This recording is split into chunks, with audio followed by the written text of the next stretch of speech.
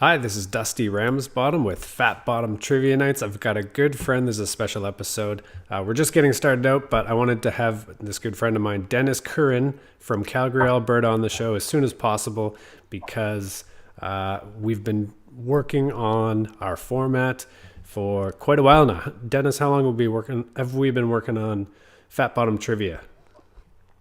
Well, we've been working on it together now for be close to a year. Really started showing it off in the spring of last year, and we've seen some really good response back from the audiences that we show our games to. I think that we're really gaining some momentum. The more people are seeing our shows and hearing about it, I think we're on to something with this downloadable format where people can just download the games from anywhere. You know, I'm in Charlotte, you're in Calgary, but we can do the same shows and we can talk about them and we can collaborate. And now that we've got the podcast here, we can talk to other people that are doing shows all around the US, Canada, even around the world. I think it's pretty exciting on how well we're going to be able to collaborate. I was talking with another gentleman yesterday out of LA, and he gave me some great tips, and I can't wait to talk to you some more and people from all over the place and get the top entertainment value tips. I think it's just going to make all of our shows better, and that's what we want: better entertainment, right? I know you were working a casino last night. How'd your show go? The show was actually a lot of fun. We had done a lot of prep work uh, because we were going to be on the casino floor, and it went really well. I think people are finding this format of trivia to be very interactive, and it's really taken the next step towards entertaining music trivia or general trivia. You can make any trivia that you'd like, right? And it's wonderful to have these podcasts out there so that when we do reach out to other people in the industry, like you said, we can share the information and it all helps us refine our skill set. Exactly. So, on that note, why don't we talk about a little bit today? What went really well, and if there are any flaws, I want to hear about those too, so we can help other people to avoid those in the future too. What was the setup? A casino is typically a pretty big place with lots of different rooms and spots to set up in.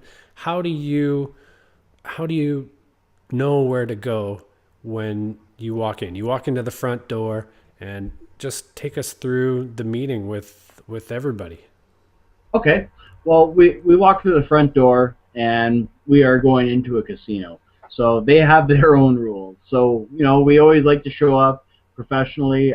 I like to use a card that I have for marketing the events that happen and take that to security right at the front there, and then make sure you know who you're going to be meeting when you're there.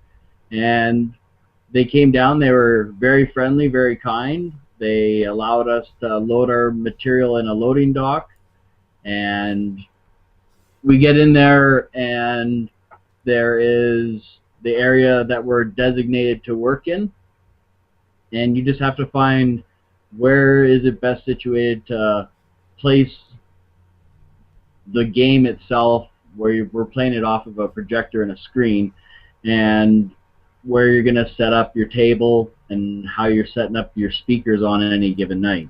Did they already have tables set up for the teams when you were there, or did you have to move those around? We did not particularly move any tables around. We discussed bringing some of the tables closer together.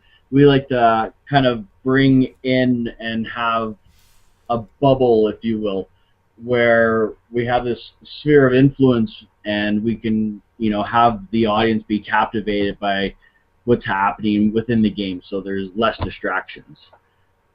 So we didn't move any of those around. They were very accommodating. They had power supplies right nearby, and we like to bring all of our equipment, including extra cords, which we used yesterday. So that was it. They were really good. Oh, that's good. So as a casino, what what kind of prizes do they do? Because I feel like they have a little bit bigger budget than a lot of bars and pubs, and we've done office parties where they give away, you know, art or something like that. But a casino is they want to step up the game. I know that they were charging $20 a head for your show. That's pretty impressive. A lot of Yes, our shows yes. are free to enter, and that's awesome. And the venue or the hosts, I think, are free to charge whatever they want as well. So long as it works for all the parties. How do you think it worked with a $20 cover for these shows? Well, that was That definitely was one. surprising. It was surprising that it was happening, and the cost was a little bit surprising too. It what it did for me personally was it really let me know that people are going to be spending their money to come and see what we are doing, essentially as a one-off for these guys. It's not on a schedule right now, so it really makes a certain expectation. Now, I'm more than happy to meet that expectation because my goal isn't to just do this as a hobby, and that I would actually take it seriously when I am doing it, right? Yeah, of course. I think we all do take it seriously, but to be a professional entertainer, to take that step to do it 100% full time, there's only a few people that get that opportunity to do that. So a lot of us have to keep our day jobs in the meantime. You're an electrician. Do you Yep. find do you find that there's a lot of benefit, or like there's knowledge based crossover, that is there anything that being an electrician helps you as being a trivia host, or even vice versa? Well, I definitely know when the power cords are on or off. Yeah. Um, but the electrical work that I do when it comes to the audio and video side of it isn't. I see no exposure to that in my trade. So when it comes to doing the show, well, you can kind of cross the need to be adaptable. And in my job, my line of work, Monday to Friday, I have to be able to adapt to different people, different situations. It's always ongoing. And seldom is it, say, the exact same for a prolonged period of time. And, the same happens with a show. You get into doing a weekly show, you get to know your crowd, your audience. They get to know you more. You know what works as, weeks goes on, how you can always try to grow off of your base. The shows that you do once for a certain event, yeah, they you've got to really be finding out what works. Like, say, last night we did a lightning round for music trivia party, and 8.1, by the way, which is great. um, and our lightning round comes up, and there are pre-made songs for the 90s. Well, the audience at the casino last night was generally 35 and up. Okay. So That's a little they're bit older teenagers. than. Do you find that's Yeah. older than your typical crowd? It follows under the guidelines a bit, but I think we only had two, maybe 35 might have been like the youngest. It really wasn't the Okay. median. There was quite a few more aged people in there, How do you think and how do you think our games, like the questions, held up with that group? I mean, you and I, we write a lot of the games. We're in our 30s. We write for people younger than us, older than us. We try and hit all the demographics. But when you have that older demographic, are they still getting most of the questions? well, you know what? I mean, there was certain new age songs that fell in the late 90s that no one there picked on. But I had kind of gone through the episode and just, kind of said, I don't think I'm going to be, like, I don't know if I was going to have 18-year-olds there at the casino, but it worked out really good, actually. The Fat Bottom Trivia episode that we used, and then the music trivia party that we used. It really worked out, and I had kind of had that plan in mind. Um, Although there are plenty of songs in those that people just know in general music trivia, Yeah, right? yeah. I mean, I wasn't around in the 70s when Islands in the Stream came out, but in that duets question, people just have heard that song, right? I find in my shows that the older crowds are a little bit more adventurous when it comes to just getting up. They're past the point where they have any inhibitions, and you get a beer or two in them, and then they're just ready to party. It doesn't matter if they hear a song that they remember from the 70s that they haven't heard for 10 years or more, then you know that they're going to have a good time. And usually I don't even have to give them bonus points or any incentive to get up on their feet. And those are the ones that, they can be party starters, and they're party starters for the entire group. You can have one 70-year-old man loves one song, and I've seen them dance to everything too. I've seen them dance to Barbie Girl. I've seen them dance to Blurred Lines and all the new stuff as well. But, that that mentality. That's why I love having the mixed crowds. If you can have a really good mixed crowd, they'll get the entire party started for you, which is great. And then all you have to do is build on that momentum, right?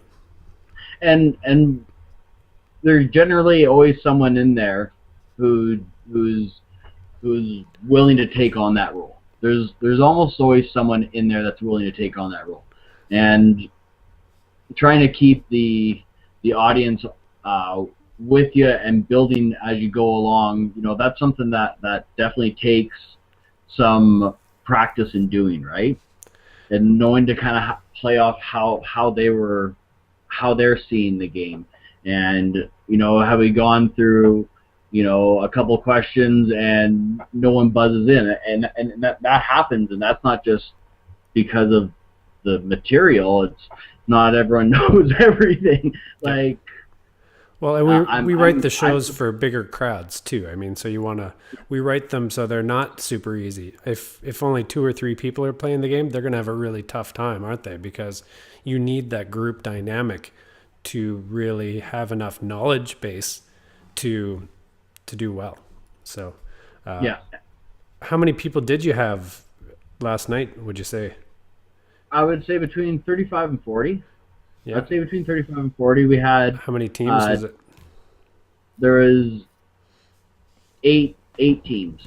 8 teams. There was 9 teams, but one team had to get on to something else that they had planned. But I mean, we're running 9 teams. That's not the end of the world. No, and it was 9 teams is great. It was just one couple, right? So I thanked them for coming out, and they said they had a great time. And yeah, I think they finished second actually in the first round. So, oh, really? How many? They must have. How many? You did 2 games, and what was the time frame? When did you start, and when did they run till? We started pretty much right at 7. I had already been talking to the audience prior to. We were set up with enough time where we were able to, and through reading your handbook, we were able to go and present ourselves to every table, whether if it was myself or our co-host, and that really kind of helps get you started in a foundation. So by 7 o'clock, I've picked. I like to go with the team name that I think is the funniest or the most interesting. And sometimes I'll tell them beforehand that that's what I'm going to do, and sometimes I'll just wait until I've got all the team names and see who's just out there being creative. One cool part about bringing it up beforehand is that teams get really creative, but sometimes you are stuck with like 5, 6 teams that all have 5, 6, word names. And you're trying to, keep those all together in your head so you're not calling teams the wrong name. And our first round, we were gracious because we wanted to make sure that everyone was getting time to go to the washroom or at a casino or go outside and have a cigarette. We gave them about a 10-minute break in between in the first round, halfway through. And then after that 10-minute break, we went back and finished off the first round. And we were able to pace it. We didn't, because we're always trying to get that interaction. So if there's a song out there that we can get people, just swaying their drinks with, and we like to do building it up and getting some teams to come up, see if someone wants to come up and lip sync. We've always got an extra mic up there. If they want to sing, we had a guy singing a country song last night. That was Deanna Carter, "Strawberry Wine." It was hilarious. And Yeah. once you get the audience interacting with you on that level, then you can say, you know what, we're gonna ask you guys for, and we love bonus points. We were like, we'll give every team a couple thousand bonus points. Grab someone from another team and dance with them to this song. And they were doing it last night. So, That and these reminds are me. strangers just Yeah. dance with other strangers, right? That reminds me of just my show. I did a show on Wednesday, and it was the day after Valentine's Day, and we we were doing the Valentine's Day show, even though it was a little bit late, and it's a lust and love show, so it's kind of a couples type thing. But there were two kids in the audience too, so there were two little girls, and they were 8 or 9 years old, and it was all of our shows are relatively clean. It depends on the people in the audience how far they want to take them, and I think we write them like that often. But there's one particular question, and it was a just do it where you have to act out the answer, and it was they had to do the move from Flashdance. So they did the move, and it's really funny, but with they had the little kids there, which they haven't watched Flashdance the movie. They're 8 years old. It came out in the 80s, but they're doing the move, and the parents, it just worked out so well because they're small and they were easy to pick up. They just lifted them up over their head, and it was one of the funniest scenes that I've seen in a long time. And those side games are so much fun. Those are almost my favorite part of the games, and I think that it makes a difference than your typical written down format. Having those interactions really are setting us ahead, and I think it's things like that that allow us to go and do the casinos, and and really charge appropriately as well. It's fun doing gigs for $50 or $75 at the pub down the street, but if we want to be serious entertainers, like we were talking about, it's not just a hobby for us sometimes. We want to do this on grand scale. And if people are paying $20 and we can sell, if you're selling 35 tickets, I think that's a pretty serious gig. I think, there's not a lot of musicians and bands that can say that as well. So I'm really happy that we've gotten to the point that we can, stand out as entertainers for trivia nights, because people don't, they don't think about that quite as much anymore. But, we're on the microphone for a couple hours in the evening, and you got to be on your game for that entire time. So I think it's really cool that we're getting that respect. Yeah, no, and when you start taking it seriously, and not like all tensed up serious, but when you don't take it as a hobby so much, and you really see and you get back from it what you're putting into it, because like you said, we really got to bring the A game for them. It does create the the oh, you lost me. Yes, I'm so sorry. I was going to ask you, I have another question while I've got you. Sorry. You've done games with different numbers of hosts too. You've done them by yourself, and a lot. I find that that's becoming increasingly popular. I think it makes it more affordable for everyone too to have one host. But you were working with the co-host last night, and I think you've worked with 3 or 4 hosts at some of the larger parties. With what would you say your biggest party over the Christmas season was? How many people? Well, we did a show for faculty staff at Robertson College and at Columbia College, and that was about 100 people. And we also did another corporate event for a car company, and that itself was just over 102. So that's where, you know, that makes it tricky, but you got to try to control how many teams you have, and you just really have to make larger teams. Yep.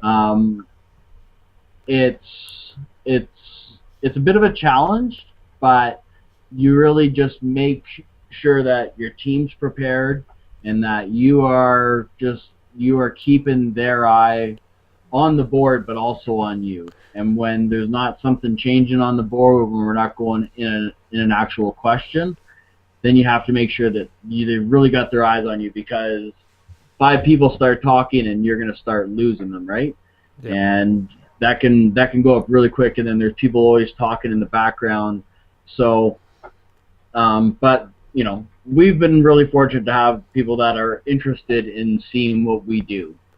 And when you show up and do what you do, then it really balances itself out, and they get crazy sometimes. Like, we did a dry party of 100, and it was probably the most interactive one that we had. Not to put anything on the other ones, but like, after the first question, we had a girl standing on her chair with a police hat on, dancing to a Christmas song that was upbeat, and I was just like, "Are you guys serious?" Like, ready to party. I love those yeah, shows. absolutely, Love those shows. absolutely. And a lot of that kind of relies on them, but we can get most people going, right? Yeah. Pretty much everyone. When you're not working by yourself, obviously when you're working by yourself, you've got to do everything. It's your show. When you have a team of, let's say, 2 or 3 people, how are you going to split responsibilities? How do you like to take control of the room? Well, when you go from 1 to 2, you're going to have someone who's going to be working the computer. It makes sense for them to be doing the score. Depending on how you're playing your music, most devices you can kind of cross in between. For when we use Spotify, I can control Spotify on my phone or on the laptop on the game. So depending on where a person's comfort level is, if you have someone who's interested in doing it and you need a second person, depending on what their comfort level is, you can, if you're used to doing a show on your own, you can have them just play the game for you and keep track of score, and there you can do the music. When they become more comfortable with that, then you're kind of allow yourself to put more 100% focus directly on the craft. And I mean, it doesn't take much to just scroll on your phone and pick the next song. Mm-hmm. That's really easy to do. But when that's just not there anymore, then it's just like, hey, I'm right here with both hands, right? Yep. And then where we use a third person is to keep score all on their own, and they're in charge of trying to keep track of which teams buzzed in 4, 5, 6, 7, 8. We've had teams of 10 before. We actually had 12. We actually had 12 one night, and that was a lot of work to stay on top of, because you hear and see buzzers going off everywhere. Which one was team 7, because we've had questions where it gets that far, where it's the 7th, 8th team, everyone buzzes in, no one even gets the answer. That's where we like to stick it to them. Sometimes you get that one that's tricky.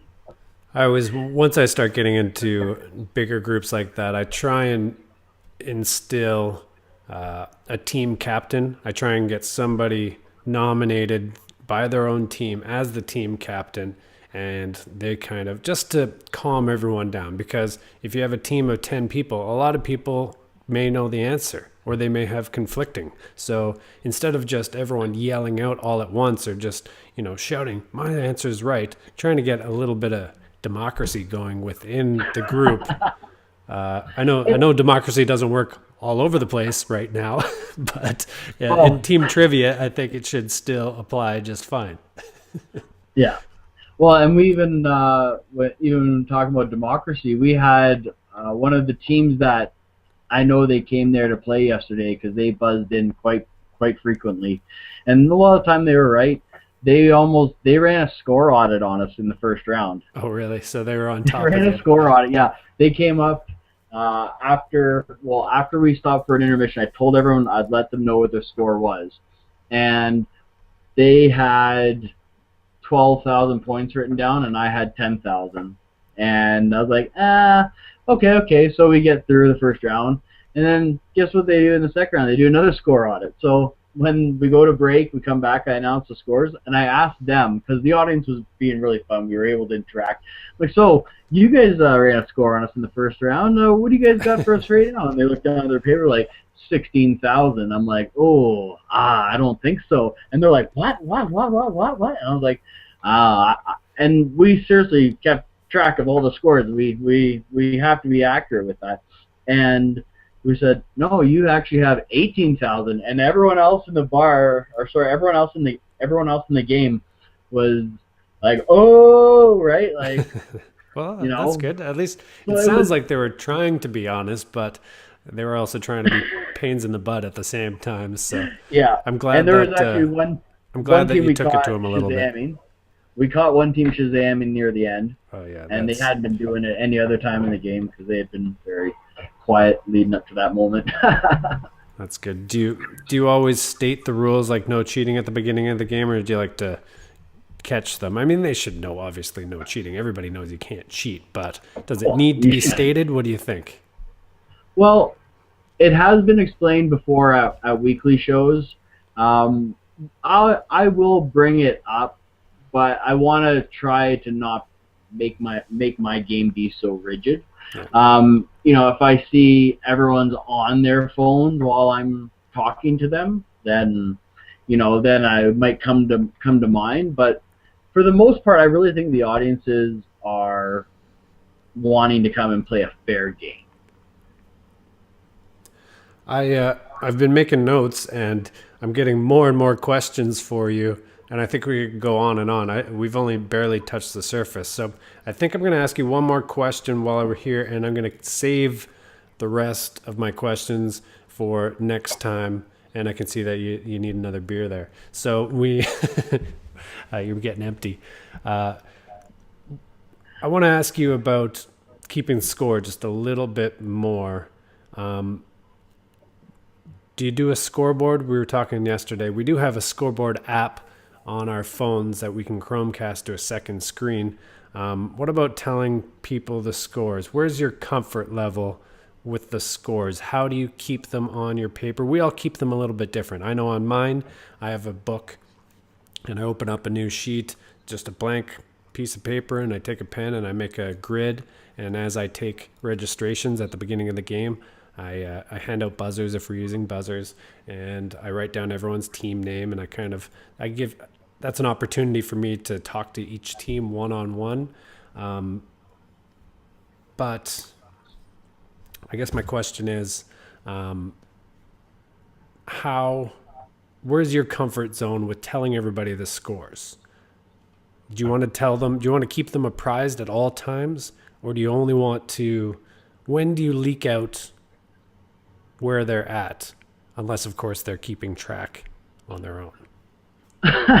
Well, that only happened that one time, I believe.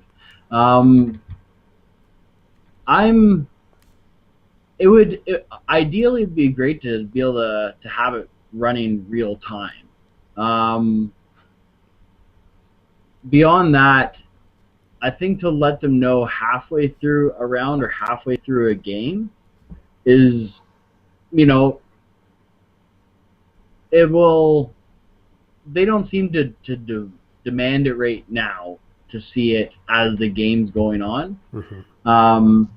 But we also enjoy sometimes the idea that teams don't really know what other teams have at this point. Yeah, that's the problem that I find. If everyone knows the score all the time, the people that are down at the bottom kind of get left out, and they get unmotivated, demotivated, and they stop trying. So, and that's why it's a question, and I think that's a big reason why we made sure that like during our final rounds, a lot of people come to us and say, well, you're supposed to tell us all of the scores of every team before we make our final wagers in the final rounds when there is a final wager round. And I tell them, of course, well, this isn't Jeopardy by any means. That's a different game. Our game, we tell you your scores, and you can wager off that. And that's only for our Fat Bottom Trivia game, of course. The other games have different final games, but Yeah. how do you tell people? How do you tell people nicely that their score is a secret, or the other scores are secrets? Or are they secret? It doesn't have to be. I mean, I'm asking you because I want your opinion. I have an opinion. I know other people have different opinions, and I don't think either are wrong. I think it's just how we run each of our own games. Absolutely. Absolutely.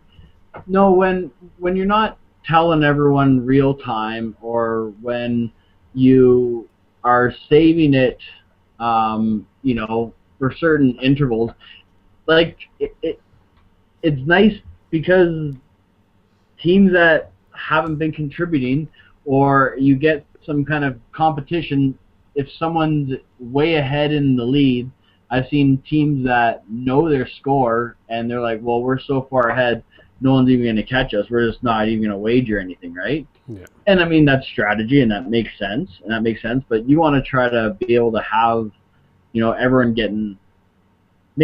gets a shot at, maybe placing in a top 3. So when we do a weekly show, though, I like to kind of keep track of the high scores every week. Mm-hmm. And I like to share that. I definitely like to share that. So the winners of week 1 will be on a leaderboard right there at the very top. And then every team that wins on a weekly basis, they'll get their names there. And, you can do different things with that when it comes to a final episode in a season of yours. That kind of puts like a hierarchy up there, right? It's kind of like getting the high score at the arcade machine.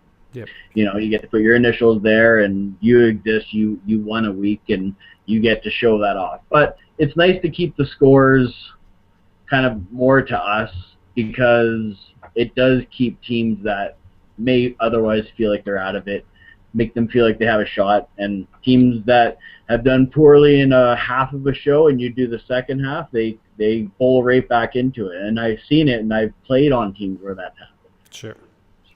I find the weekly shows have a lot more conservative final wagers. When there is a wager round, they don't just bet. They bet strategically. When you go to a one-off show, when you're doing a Christmas party, everyone's like, I'll bet it all, of course, And it's always nice to have a varying degree of prizes as well, I think. So if you have top 3 prizes, people might start thinking about it a little more. If you only have one prize, you're going to find that people, just bet it all at the end, and then your entire night can come down to just one question. And while that can be really fun, it can also be really problematic if nobody gets it or something like that. But absolutely, it depends on the show. So I always think that it's a good idea for everybody, all the hosts, to definitely go through the game beforehand, just so they know what's coming up and they're not surprised, especially with final rounds.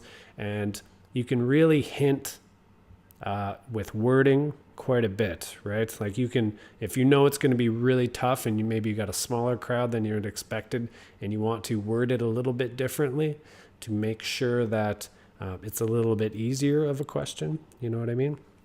So I always find that there's a great finesse, and really good trivia hosts kind of know their crowd.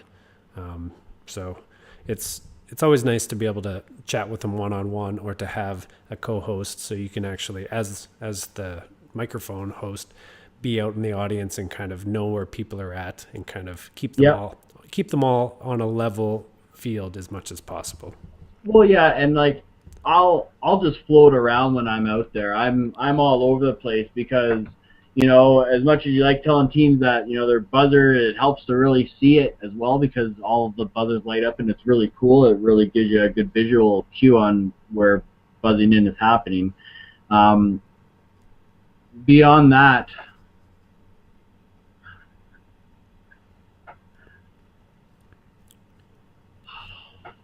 I've got. I know I said that was going to be my last question, but just on that because you brought it up, have you done any shows recently without buzzers? Because you don't have to have a buzzer. We have them. You can obviously have people raising hands. There's lots of different formats that you can use. Oh, for sure. Um, if you didn't have Well, a, sorry, we had planned on working with 8 teams last night, and that helps kind of keep things controlled and situated. And we wound up having 10 teams, or 9 teams. So we had a star. It was a neon-shaped colored star, and we just had someone throw that. And we let.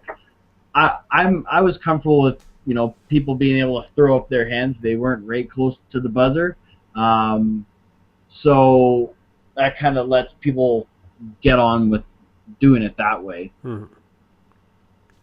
yeah, and that's great, and it's adapting and comes back to where we began. Once you adapt, you got to make it work. You're the entertainer, no matter what. The show must go on, right? Absolutely, the show must always go on. Well, not this show because I think that I've expired our time today, Dennis. But I want to have you back. Are you going to come back and we're going to talk again soon? Because I have so much more to talk about. I feel like we could do this for hours and hours. So Oh, I think we could talk about this some more, and I'm really hoping that people are enjoying what we're talking about. And like I said, let's bring it all together and bring everyone's game up to the next level. And people want entertainers and people that are gonna put on great material and great content. And I really like the way that the direction that this is going. People are really seeing and getting exposure to what we're doing, and I find the feedback is quite positive. yeah, me too. So everyone that I've talked to so far has really been excited for all this information that we're providing. So thank you again for talking to me. If anyone wants to follow Dennis on Instagram, your Calgary Trivia Nights, Yep, or Calgary Trivia Nights on Facebook. Is that right? correct. Awesome. Well, thank Definitely you come check once it out. again, and good luck in Calgary. Keep warm. Awesome. We'll be talking to you soon. Have me back anytime. See you, buddy.